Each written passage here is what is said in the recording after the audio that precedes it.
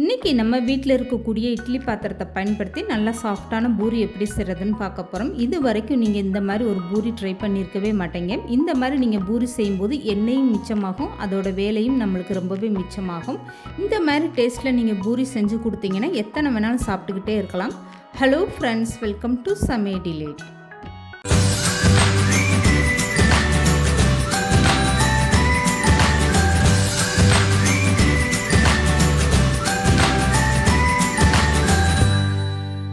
இப்போ இந்த பூரி மாவு தயார் பண்ணுறதுக்காக ஒரு கப் அளவுக்கு தண்ணி எடுத்து ஒரு அகலமான பாத்திரத்தில் சேர்த்துக்கோங்க. இப்போ ஸ்டவ் ஆன் பண்ணிவிட்டு மாவுக்கு தேவையான அளவுக்கு அரை ஸ்பூன் அளவுக்கு நான் உப்பு சேர்த்துருக்கேன். இப்போ இது கூடவே ஒரு ஸ்பூன் அளவுக்கு தேங்காய் எண்ணெய் சேர்த்துக்கோங்க. தேங்காய் எண்ணெய் சேர்க்கறதுனால இந்த பூரி மாவு நல்லா சாஃப்டாக இருக்கும். இப்போ தண்ணி நல்லா வெதுன்னு சூடானதுக்கப்புறம் ஸ்டவ்வை ஆஃப் பண்ணிவிட்டு 2 கப் அளவுக்கு நீங்கள் கோதுமை மாவு சேர்த்துக்கோங்க. இப்போது ஸ்டவ்வை ஆஃப் பண்ணிவிட்டு இந்த தண்ணியில் மாவை நல்லா மிக்ஸ் பண்ணி விட்டுருங்க. இந்த மாதிரி மிக்ஸ் பண்ணதுமே மூடி போட்டுட்டு ஒரு 5 நிமிஷத்துக்கு மாவை நல்லா ஆற வச்சுருங்க. அதுக்கப்புறமா கை போட்டு நல்லா பிசைஞ்சுக்கோங்க.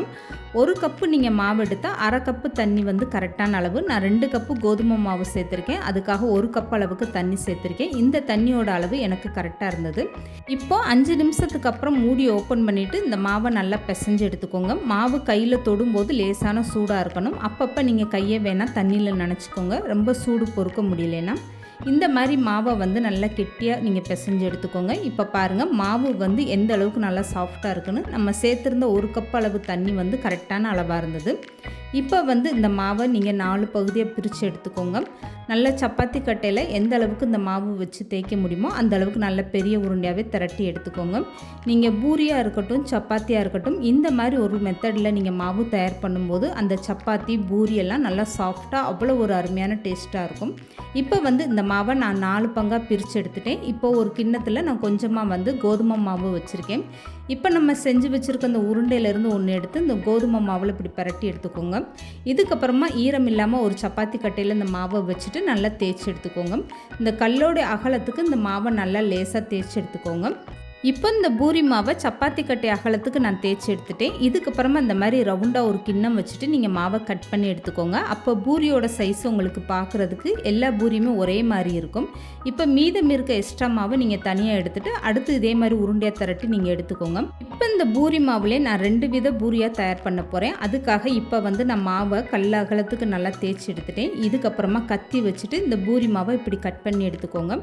எப்போதுமே பூரினாலே நம்ம ஒரே மாதிரி ரவுண்டாக தான் தேய்ச்சி பொரிச்சு எடுப்போம். அந்த மாதிரி செய்யாமல் இந்த மாதிரி ஒரு டிசைனில் நீங்கள் பொரிச்சு கொடுங்க.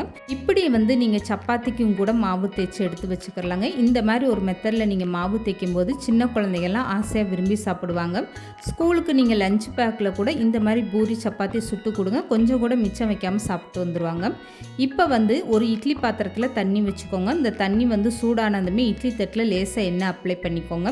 இப்போ தயார் பண்ணி வச்சுருக்க இந்த பூரி மாவை இட்லி தட்டில் இப்படி ஒவ்வொரு குழியிலையாக நீங்கள் சேர்த்துக்கோங்க. இந்த பூரி மாவு ஒன்றோடு ஒன்று ஒட்டாது.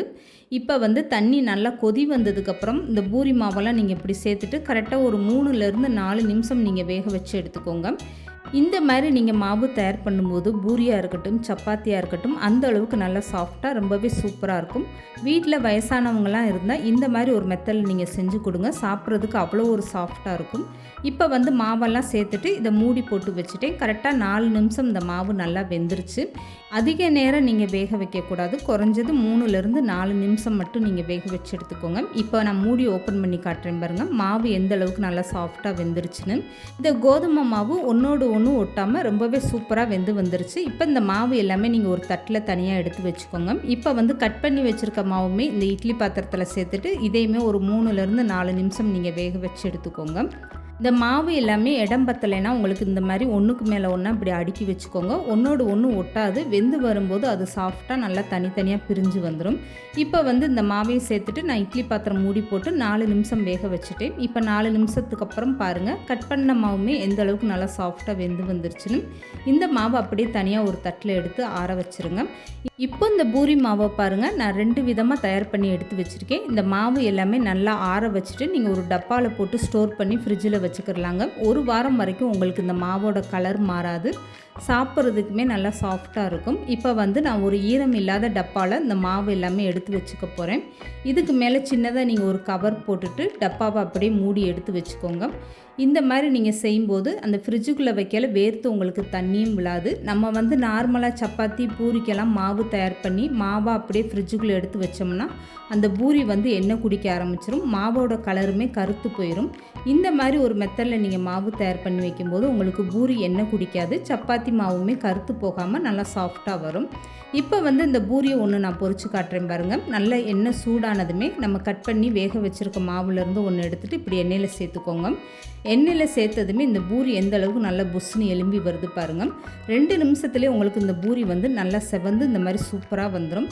இப்போ கட் பண்ணி எடுத்த மாவையுமே நான் பொரிச்சு காட்டுறேன் பாருங்கள். எண்ணெயில் போட்டதுமே இந்த மாவு எந்த அளவுக்கு நல்லா பொரிஞ்சு புஷ்னு எலும்பி வருது பாருங்கள். ரொம்பவே சூப்பராக நம்மளுடைய பூரியெல்லாம் தயாராகிடுச்சு.